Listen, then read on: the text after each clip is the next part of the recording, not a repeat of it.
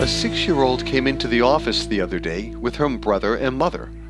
While her mother talked to me and her brother looked over the books on our shelves, the 6-year-old made a beeline for the electric office typewriter she had been using the day before.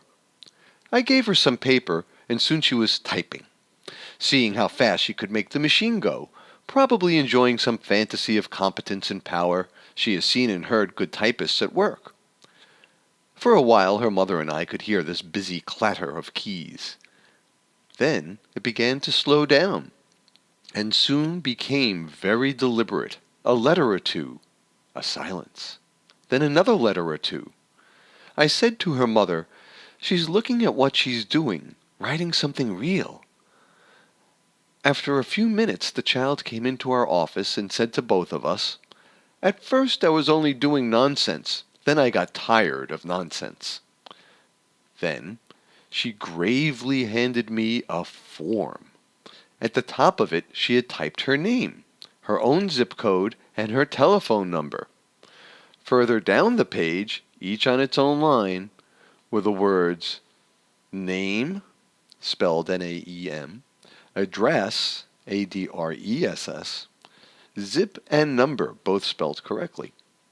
After each word, she had made a long underline. She had figured out how, on which I was to fill in the needed information.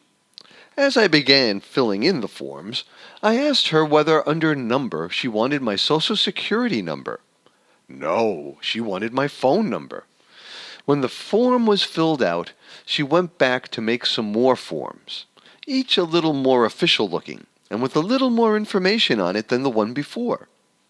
The last few she decorated with a rectangle colored in with green crayon. Her mother said later they represented checks. When she had made as many forms as she had wanted, she brought in all her nonsense sheets for us to look at. As I looked at the long chains of letters, I could see that here and there was embedded a real word. I said, "There are some real words hiding in here," and began to circle them with my orange felt-tipped pen. Even though there were few such words, she found this very interesting and exciting. One word was pax.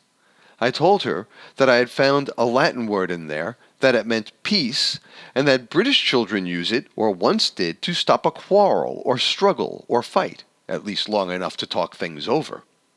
She was very pleased to hear all of this, and later told her parents about it.